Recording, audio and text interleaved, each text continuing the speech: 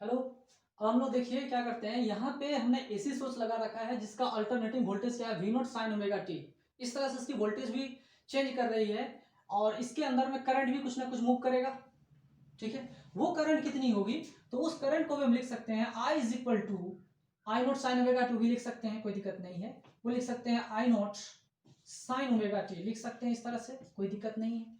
ठीक है, आई नॉट की वैल्यू कितनी होगी ये भी आप जानते होंगे, we not by are.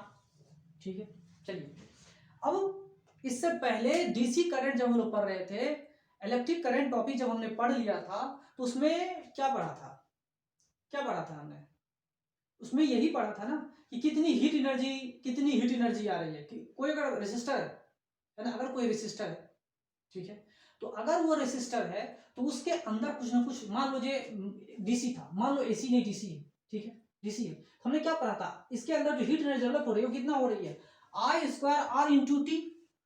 DC अगर होता तो क्या होता, I square R into T, T means total time taken. एक डिफिनिट टाइम टी के लिए इसके अंदर कितनी एनर्जी डेवलप हुई, thermal energy, that is known as heat energy. This is the heat energy developed in this resistor if you are connecting the DC, DC अगर connect करते हैं तो। ठीक है, लेकिन यहां पे हमने लगा दिया एसी, यहां पे हमने लगा दिया एसी सोर्स। अब बताइए कि एसी सोर्स में इसके अंदर में कितना थर्मल एनर्जी डेवलप करेगा, या इसको कितना गर्म करेगा, कितनी एनर्जी इसको क्या करेगा, गर्म करेगा, वो कैलकुलेट करना है। वो हम कैसे करेंगे, heat energy is equal to I square R T, इसको मल्टीप्लाई करेंगे आर, आई स्क्वायर, आर तो इधर आ जा रहा है, आई स्क्वायर की बात करते हैं तो क्या लिखेंगे, I I is equal to, देखिए यहां क्या लिखा हुआ है, I is equal to I naught sine omega T, इसका स्क्वायर लिखेंगे sine square omega T into D T लिखा। ठीक है, चलिए इतना हमने लिखा। फिर जब इसको इंटीग्रेट करेंगे ना, जब इसको हम पूरा इंटीग्रेट करेंगे तो एसी के बारे में पूरा हीट एनर्जी डेवलप निकाल सकते हैं। इंटीग्रेशन करना होगा, जोड़ना होगा, कैलकुलेट करनी होगी। ठीक है, यहां भी हम लोग ऐसा देख सकते हैं, कोई दिक्कत नहीं है। तो इसको अगर सजाते हैं, इसको हम पूरा सजाएंगे, ठीक है, तो टाइम पीरियड इधर मल्टीप्लाई कर दिया और इसी इक्वेशन से टाइम से डिवाइड कर दिया, तो ये जो वैल्यू है ना, ये जो वैल्यू है, आप याद कीजिए क्या बता रहा है, ये क्या बता रहा है, ये देखिए करंट का स्क्वायर, करंट का स्क्वायर याद रखिए, ये क्या है एक्चुअली, एक्चुअली ये है करंट का square into D T by D T, time integration D T का है ना। तो क्या होगा, ये आपको बता रहा है रूट मीन स्क्वायर का स्क्वायर, रूट मीन स्क्वायर का स्क्वायर, मतलब मीन स्क्वायर करंट।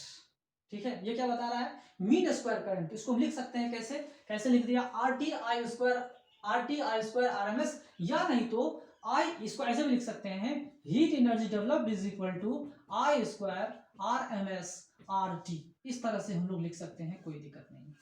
ये क्या बता रहा है कि कितनी थर्मल एनर्जी डेवलप हुई है, कितनी थर्मल एनर्जी डेवलप हुई है उस रेसिस्टर में बाय ए एसी सोर्स, एक by AC source, AC source से कितना एनर्जी डेवलप हुआ है वो बता रहे हैं।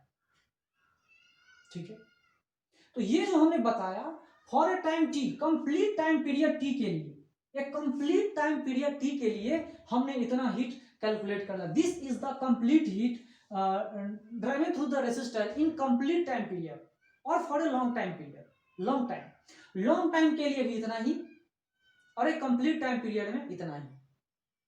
ठीक है, ये कब के लिए था, ये एसी करंट के लिए था, एक टाइम पीरियड के लिए भी और फॉर ए लॉन्ग टाइम के लिए भी, दोनों चीजों के लिए हमने कैलकुलेट किया। जहां पर I square I R square into R T, इतना हमने कैलकुलेट किया, कोई दिक्कत नहीं है। ठीक है, तो जो ये हीट एनर्जी हमने डेवलप किया, ये आप डीसी डीसी चैप्टर जो पढ़ाते थे ना, इलेक्ट्रिक करंट पढ़ाते थे, उसी से कुछ ना कुछ सिमिलर मेल खा रहा है। तो ये R M S square average value जो है वन कंप्लीट टाइम पीरियड में या लॉन्ग टाइम पीरियड के लिए, ये ठीक है, कोई दिक्कत नहीं है।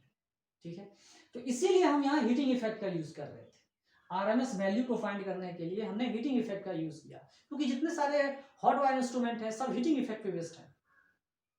ठीक है, और वो आरएमएस वैल्यू बताते हैं, वो क्या बताते हैं, एक्चुअली आरएमएस का स्क्वायर है, आरएमएस वैल्यू बताते हैं।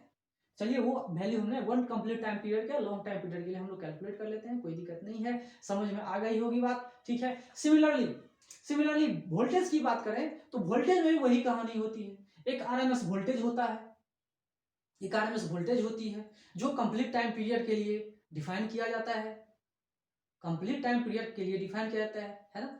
और एक इंस्टेंटेनियस वोल्टेज भी होती है, एवरेज वोल्टेज भी होती है, ये सब हम लोग बता चुके हैं, कोई दिक्कत नहीं है। अब चलते हैं कुछ क्वेश्चन सॉल्व करते हैं, न्यूमेरिकल को सॉल्व करते हैं, जिससे आपका कॉन्सेप्ट क्लियर होगा। ये क्वेश्चन दे रहा हूं मैं, मान लीजिए एसी सर्किट के द्वारा, suppose that an AC circuit provides the peak value, peak current that is equal to 4 ampere.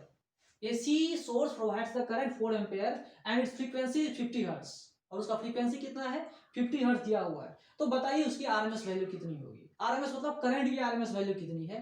और दूसरा क्वेश्चन उसी पार्ट में, टाइम कितना लगेगा पीक वैल्यू को रीच करने में, टाइम कितना लगेगा पीक वैल्यू को रीच करने में, वो बताइए। तो सबसे पहले हमें सॉल्यूशन पता करना है, क्या सॉल्यूशन होगा। 1 मिनट वीडियो पॉज कर लो, आधा मिनट के लिए वीडियो पॉज कर लो, या 2 मिनट के लिए वीडियो पॉज कर लो और ट्राई करो क्वेश्चन को सॉल्व करने का। ठीक है, यहां देखिए कि हमने बताया था ना कि RMS, पहले पार्ट का आंसर जो RMS वैल्यू है वो कितना है, I0/√2, यही तो है। तो RMS वैल्यू कितना है, पीक वैल्यू जितना है उसका √2। ठीक है, तो यहां पे हमने लिखा 4/√2, तो ये कितना आया 2√2 एम्पेयर।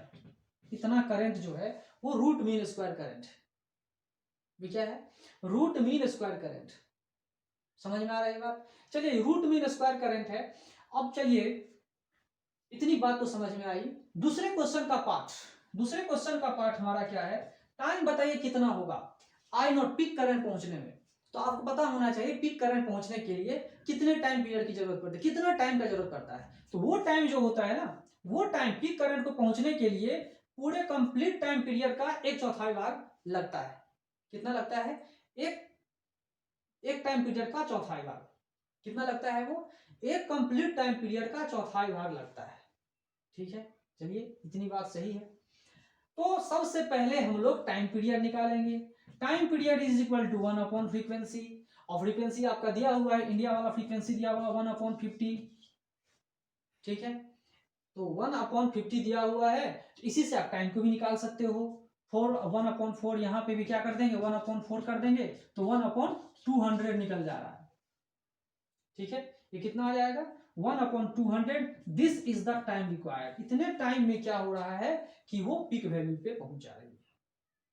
ठीक है, तो इस तरह से बहुत सारे होमवर्क मैं आपको दे रहा हूं। मान लीजिए कि पीक वैल्यू जो है करंट की वो 2 एम्पेयर हो, फ्रीक्वेंसी 50 हर्ट्ज हो, तो आप कैलकुलेट करो कितनी है। ठीक है, एक क्वेश्चन ये। फिर दूसरा क्वेश्चन दे रहा हूं मैं आपको इसी से रिलेटेड, 10 एम्पेयर करंट ले लो, फ्रीक्वेंसी 60 हर्ट्ज ले लो, है ना, फ्रीक्वेंसी 60 हर्ट्ज ले लो, फिर क्वेश्चन बनाओ क्या होगा, है ना। सिमिलरली मैं एक और क्वेश्चन दे रहा हूं आपको, V not peak voltage 10 volt का दे दिया हमने, 200 वोल्ट ले लो। यहाँ पे जो वोल्टेज है वो कितना है, पीक वोल्टेज कितना है 200 वोल्ट है, फ्रीक्वेंसी कितनी है, तो इंडिया वाली फ्रीक्वेंसी ले लो, ये 50 हर्ट्ज वाली फ्रीक्वेंसी ले लो, है ना। तो बताओ यहाँ पर कि वोल्टेज की RMS वैल्यू कितनी होगी, ये आप कैलकुलेट करके बताओ, सिंपल है। ठीक है, और टाइम कितना लगेगा इसको रीच करने में, V0 को रीच करने में कितना समय लगेगा वो आप बताओ। ठीक है, तो इस तरह से हमने बहुत सारे क्वेश्चन दिए हैं। 200 वोल्टेज दिया, फिर आप 100 वोल्टेज पे भी क्वेश्चन को बना सकते हो। इस तरह से बहुत सारे क्वेश्चंस बनते हैं। तो आप क्या करो, प्रैक्टिस करो, प्रैक्टिस, है ना, क्या कहते हैं, प्रैक्टिस मेक्स ए